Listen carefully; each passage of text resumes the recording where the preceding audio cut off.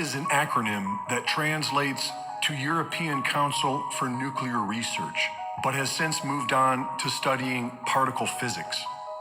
And even though they invented the internet in 1989, they are most famous for their 666 logo, a video of a woman being ritually sacrificed on CERN grounds at the altar of Shiva, the Hindu god of destruction, and for potentially destroying the universe.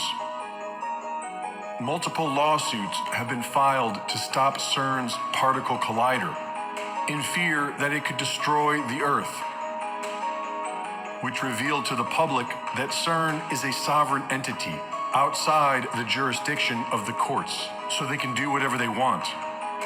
What is it that they're doing? It has to do with high-velocity counter-rotational spin, which was first documented in Nazi Germany's most secret program, Die Glock, the bell. According to surviving documents, the bell was somehow affecting time and space. The most distinctive aspect of the bell was high-velocity counter-rotational spin, also known as torsion physics.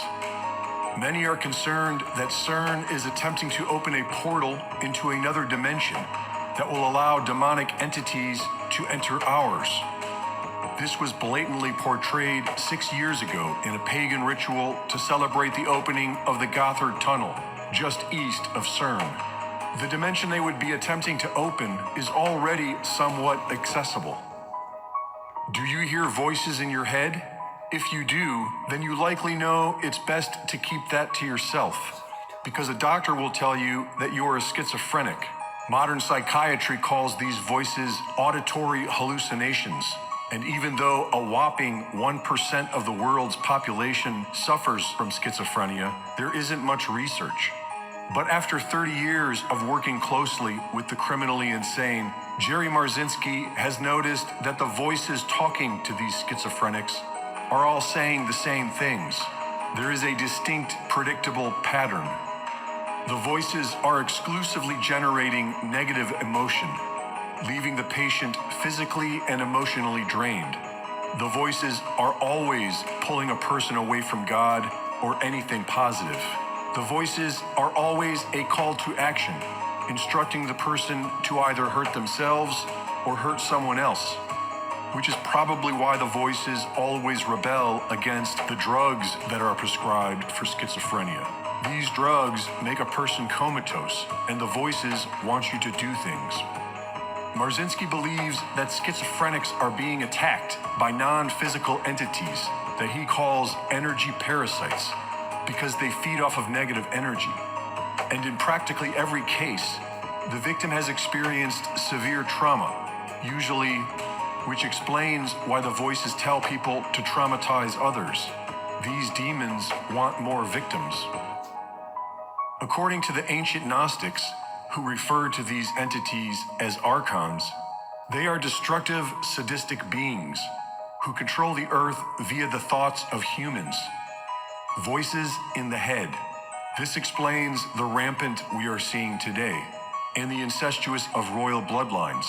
These energy parasites need traumatized people to feed upon. Perhaps some of the thoughts in our own mind are not our own. Most schizophrenics claim that this is the case, but are told by doctors that they are crazy. Doctors who only give them lobotomies, electroshock, and drugs. And Marzinski has only seen schizophrenics recover once they start seeing these voices as an external entity. They then realize that they can actually resist them, and the voices go away. And so, while CERN is a great mystery and a concern, the demons from another dimension may already be here, in our thoughts. So it's a good thing we all have free will. Well, that's what psychiatry says. That's what the psychiatric mafia said. And twice I've been pulled up on the carpet for asking schizophrenics what their voices were telling them. And when I got to the state hospital, I worked at Central State Hospital back in the 70s, which was the biggest psychiatric institution on the planet. And one of the first things I noticed was nobody was curious about what these voices were telling these people. But it was clear that whatever these voices were, they were driving their behavior. They were telling them to do crazy things. They were telling them to hurt people. They were telling them to hurt themselves. And nothing in school prepared me for this. In school they said, oh yeah, they're hallucinations. That's what, and I was thinking, okay, if they're hallucinations, they're like word salad. You're not going to be able to make anything out of them. Until I saw patients walking around, arguing with them and carrying on conversations with them. So these were full-length conversations. They were in, they weren't piecemeal. They weren't scattered all over the place. It was like listening to somebody talk to somebody else on the telephone, where you can hear one half of the conversations.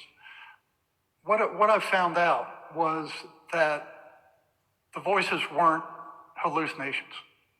That they ran specific patterns, and they ran these same patterns in all institutions. Several of them: emergency rooms, mental health centers, psych hospitals, private psych hospitals, and to get to those. I have a bunch of stuff here, but I know you want to get to and on there. I found out that they were consistently negative. They weren't random. They were always negative. They were always telling the person rotten things about themselves and everybody else. They were telling them to hurt other people. They were telling them to do bad things. They were telling them themselves. So this was a constant trait. They were consistently negative. They never said anything positive, and if they did, it was only to trip the guy up and get him to do something bad later.